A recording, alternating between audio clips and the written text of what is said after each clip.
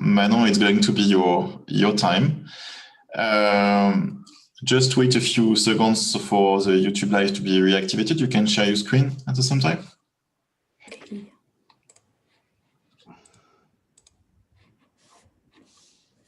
And we're coming back in Europe. We're coming back in Monaco. So. Monaco, yes. Okay. You're ready to go? Yes. Yeah, it's good. We're all on time, so you've got 15 minutes. Good luck. Okay, thank you. Hello, everyone. So today I'm going to present you my main points about my immersion project reports about raising ocean awareness through digital tools. And we are going to explore a case study, which is the Oceanographic Institute of Monaco website. This presentation is going to follow a conventional scientific approach. And I would like to point out that I'm going to talk about the Institute website and not the museum website. So I did my first year internship within the Oceanographic Institute of Monaco, and I was mainly working on the website, and I was publishing content, a lot of content. And when I was publishing content, a lot of questions came into my mind, like those users are going to read that? How many users are going to read that? If it's going to be interesting, and who is actually reading that? So I was looking for some information, and this main question popped up in my mind. Does a website could be a good digital tool to raise awareness and educate the population?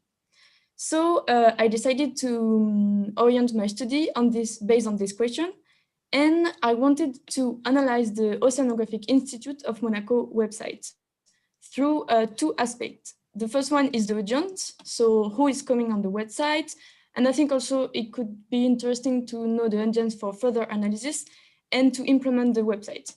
And then the second aspect was the traffic users, according to the different topic of the website. In all of this will allow me maybe to reply to this question. So I collected data from March to June 2020, thanks to a tool that is called Google Analytics, and I will talk about it a little bit later.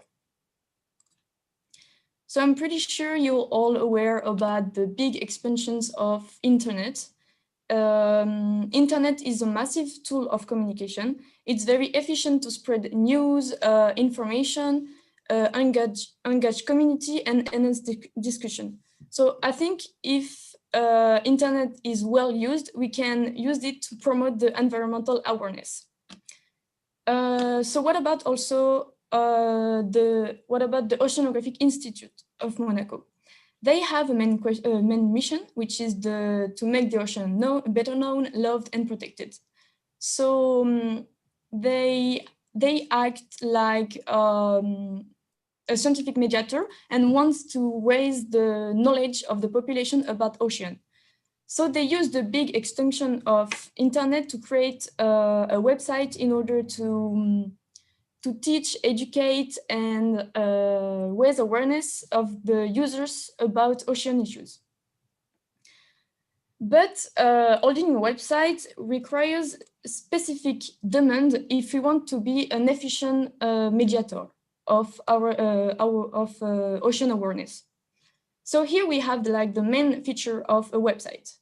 First of all, the bigged advantages of having a website is that the online content can be accessed everywhere on the world, and so it allows to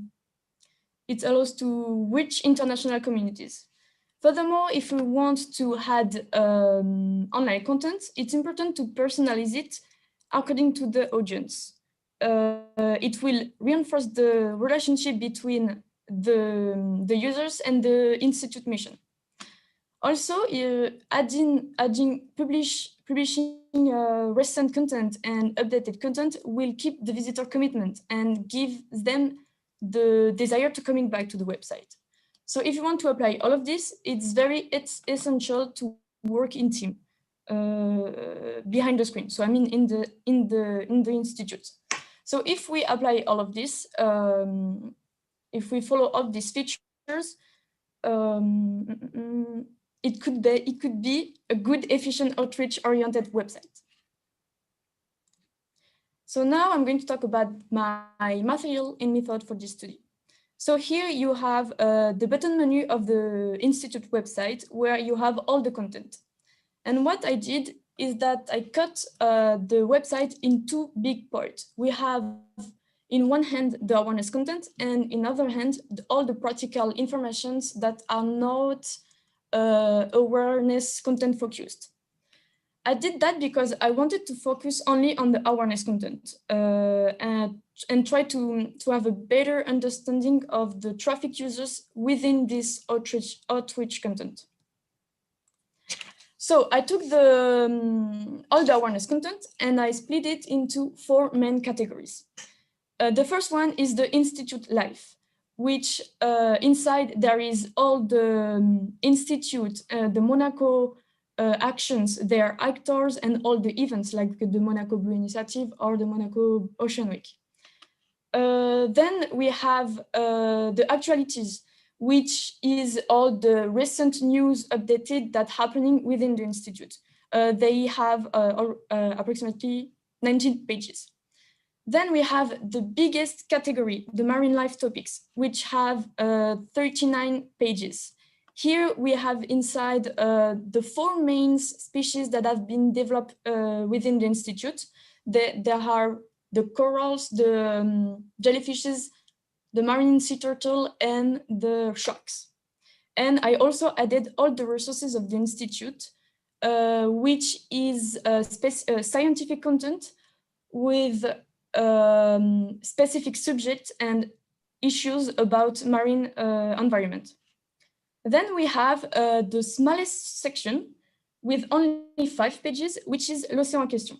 L'océan en question is a section where it has questions mostly asked by the users and the answers with short text. Also, I use the Google Analytics tools, which provide me time series data with detailed statistic. And it gives us quantitative data about internet users and allow to understand what happened on the website. Thanks to this data, we can perform web analytics, meaning that we can improve the website according to the data analysis. But here, we are just looking at the traffic users regarding to the page views, the time span, and the bounce rate, and also the page numbers for each categories. So these data were collected from March to June 2020, which correspond to my internship. I would like to give you a small definition about the bounce rate, which is a percentage about the interaction rate between the users and the page. If we have a high bounce rate, this means that the visitor leaves without interact any further with the page. It maybe show here a lack of interest. But if we have a low bounce rate, this means that the visitor interacts with the page and has already visited several pages before. So here, maybe we have a source of interest. So the bounce rate can give us an important information about the quality content. So now let's move on my result part. I would like first to start with the audience type of the website. Almost 5,600 users came into the website from March to June 2020. It's mainly composed of young adults from 25 and 34 years old. They represent nearly of the half of the community of the website. And we call them also millennials or digital natives. They are the generations which is the most familiar with the internet use. Then we can observe also a higher percentage of women within the website traffic. And thanks to Google Analytics, we can define them as young mothers. So now we are going back to my 4 main categories, which I remind you are the Institute life, the actualities, the marine life, and l'océan en question. And here you have a graph about the views number per pages, also called the ratio. Here, what is interesting is that l'océan en question is the smallest section, and we have the highest value of ratio, contrary to the biggest section, which is the marine life topics, which has the lowest ratio. Also, here you have the average time spent on pages and the average bounce rate according to the categories. And here again, we can see that users spend more time on the l'océan en question section than the marine life topic. But unfortunately, we can see that l'océan en question has a high bounce rate. And I remind you that the high bounce rate means that there is not a lot of interaction on the page. So to quick sum up on this slide, we can say that l'océan en question seems to be the most attractive, and the marine life topic show here a lack of interest by the users.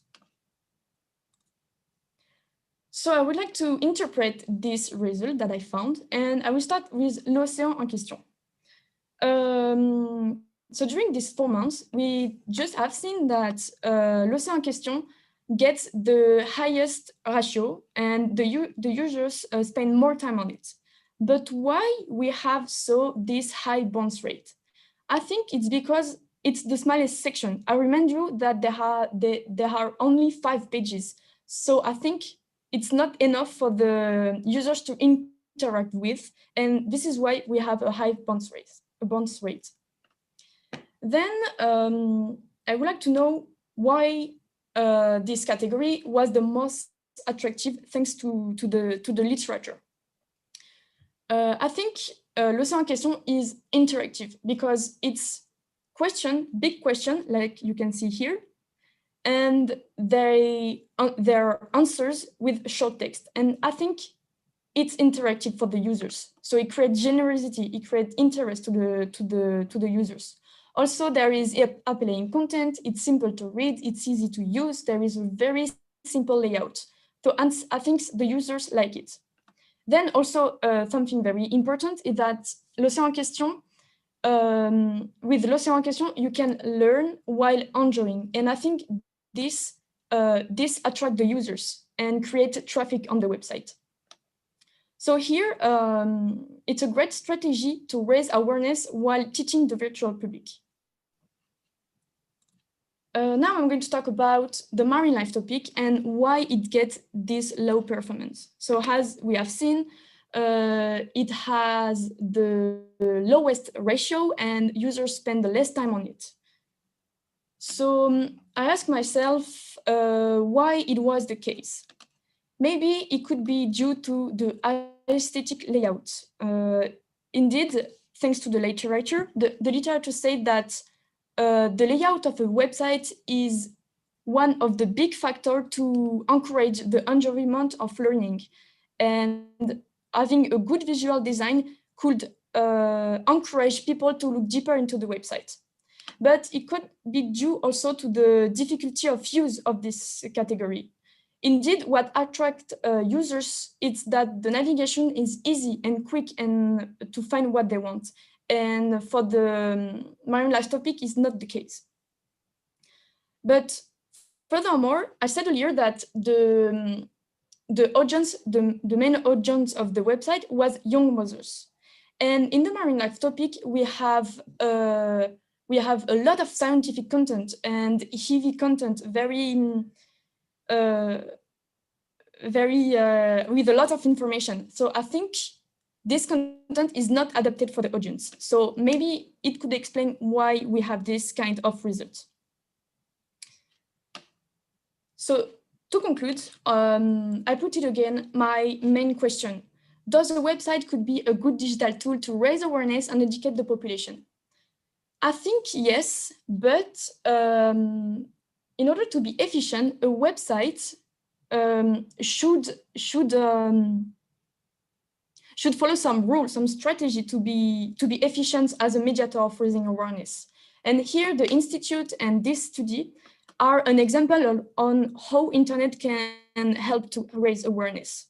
Creating a website can be a powerful approach to make the ocean known in line with the the mission of the institute.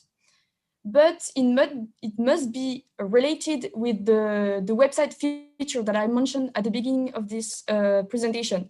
And the institute website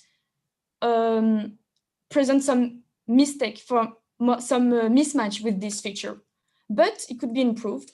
And here are some of my recommendations.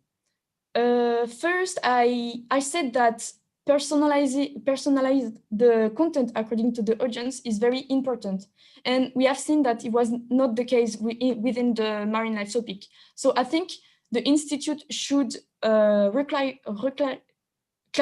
their objective in order to better understand whom to target. Then the connection between the website and the social media is very crucial and helpful if we want to increase the communication and be a good mediator of raising awareness. And this sometimes is missing within the Institute. Then we have seen also that l'Océan en Question has the best performance. So why not developing this strategy among the websites?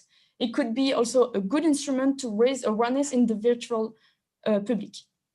So with this all recommendation, it could be interesting to modify the website, then perform a new analysis, and why not compare the result with this study. So thank you very much for your attention. I would like to thank my supervisor, Florent Favier, and I would like also to thank all some of the Mares teacher that has been here when I was struggling with my study, and also to make my idea clearer and for my report. Thank you very much. Thank you, Manon. And it's good also that you have processed everything with the allotted time approximately. Let's open the floor for questions. Go ahead, be my guest. Just first, Christophe, if you're still here. I know that Christophe had to leave. You're still here. Do you want to ask a question before leaving? I have to leave now. Okay. No, I don't need to leave now. I need to leave at 4. So okay. Give the floor to you or Steve or Juliette. Yeah, it's a good question. Steve, go ahead.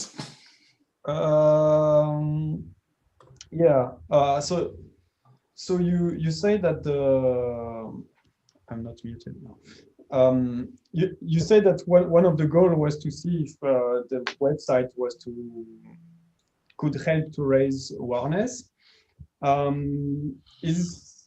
What would be the way to measure that? You don't think that there will be like some ways to determine that if it's efficient or not? Because now you just know that they scroll to the web page, but what does that mean? Yes, I was looking for something in the literature, like to measure the efficiency of raising awareness, but I didn't find a lot of things. So this is why I was focusing more on the numbers of views and the time spent on the pages, because I was guessing that maybe if they are staying a lot of time and if there is a lot of views, maybe people, if there is a long time, maybe because they stay to read everything, and if there is also a lot of views, it's maybe due to the fact that the users came back or all that stuff. This is how I measure it here, but it wasn't supported by literature, because I didn't find some literature, and I don't know how really to measure it, like to measure the efficiency of raising awareness. I don't know if we can do that actually. Well, any question? Yes, Manon, it's Christophe. Yes. I remember we talked when you were at, you called me because this data was a main issue, because it's not big data. My question is, when you talked about the bounce rate, and I think you made a very good assessment of it, did you see any results or implementation plan, or did you made people within the institute aware about it, that the top page was the one where they disconnected most? I think there was a desynchronization between the author and the audience. Yes, I tried. Actually, I had a talks with the director of the Ocean Policy, which is a team, and I just make them aware about what I found, and I displayed all my recommendations, and I was waiting for see if they will change some stuff or not. But I think it's not the case, and it's very quite difficult to bring ideas within an institute. I think I was quite disappointed about that, but I think it's how life works. So yes, I think they did not change. They take into account my observation, but that's it. I don't think they change a lot of things. But you know, when it comes to awareness, maybe there is not much in literature, but if you remember your courses at Mares, for example, if at the end of every course you have a graded quiz, it will raise awareness. So maybe having a quiz and question and a game would raise awareness. Yeah, I should make a quiz for the institute, so to the director. We can propose them a woo clap. Yeah. Okay, Juliette? Yes, for me, it was kind of the same question. I was thinking, like, you didn't find any literature on how kind of strategies and rules you could implement for your website, because I understand it's tough to connect raising awareness with the attractivity of a website. So I was thinking, did you find some reports or Google Analytics experts telling what kind of measure you could implement to have a better attractivity? And maybe in fact, like the big struggle witin my study, it was I didn't find literature about a website that wants to raise awareness. Okay. So I found just one literature that helped me a lot, which is this one of Van Dijk. Mm-hmm. And this one, it's about also a website that have an environmental awareness goal, and it's talk about how the website is implemented. And anyways, it helped me a lot. And also, as I didn't find literature about awareness, website awareness goal, I mainly based also on museum websites, on study made on museum website. And this helped me a lot because I understand how like educate the populations with specific content, like interactive content, like I said, for the L'Océan en Question. I think all of this it's small strategy that we need to implement. And with the help of Google Analytics, we can perform and analyze if it's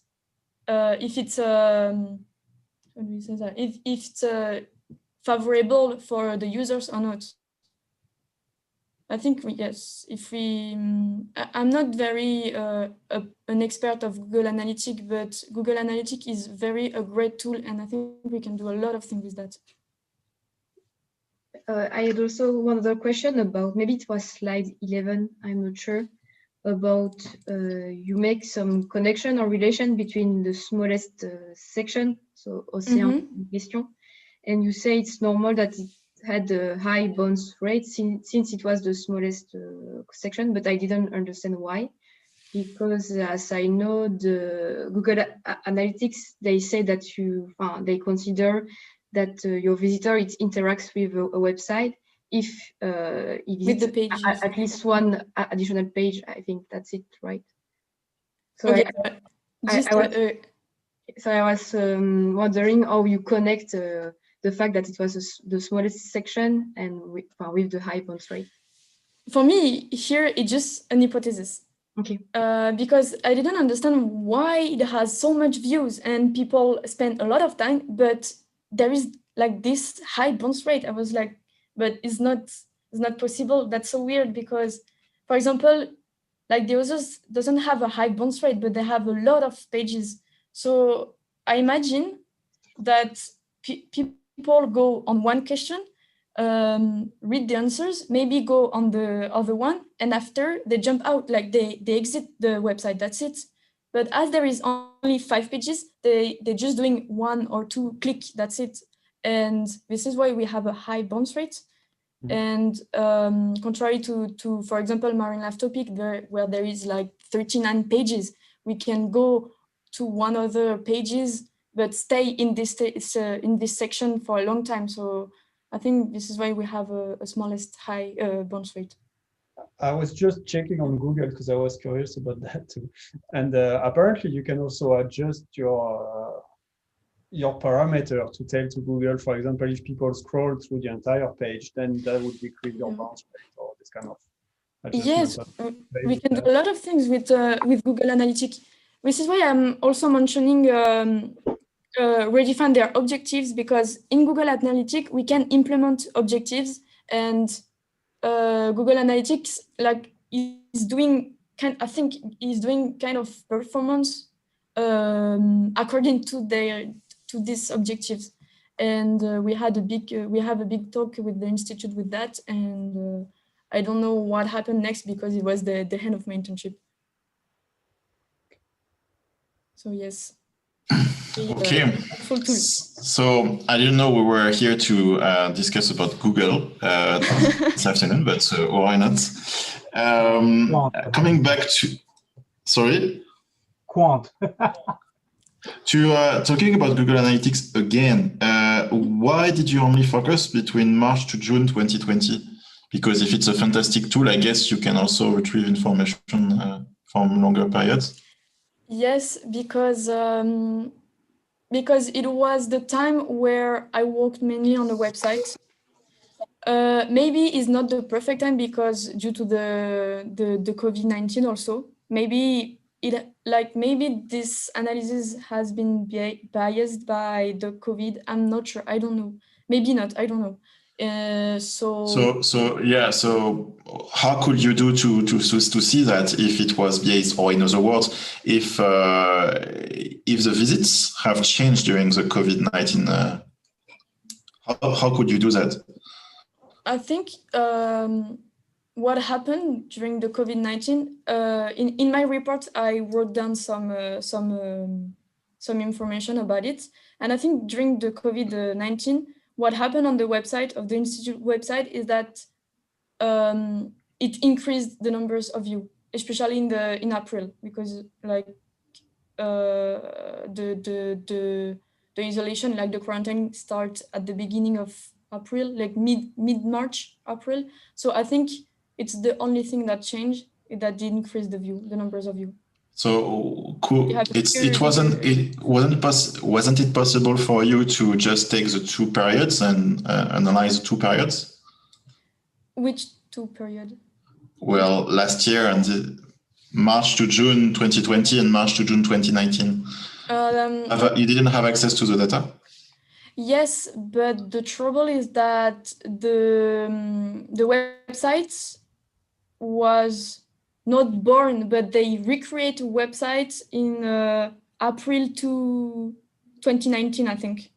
So okay. You mean the... Yes, I had the data, but it wasn't... But it's not the same structure at all. So we'll say that, it's not the same protocol. The data were not tracked. Okay. Coming back on the idea of your audience, young mothers, okay. It's actually what is currently the audience of the website, but is this main audience representing the mission of the institute? In other words, the role of this website, and I think you said a bit, is it to please the main current audience, or is it to have a different audience? This is why I tell them they should redefine their objective. Because I think they don't know, and this is why there is a mismatch between the audience and the content. So yes, this is why I recommend to do that, like to clarify their objective, who they want to target, and so adapt then the content to who they want to target. Okay. Thank you, Manon. Do you have other questions? I don't think so. Okay. So, well, Manon, Zineb, Richard, and Falco, if you're still here, I guess we can all wish you a really good moments in these coming weeks, and also really good period of internship, where I hope you will be able to work on site and for real, not like for most of your previous internship.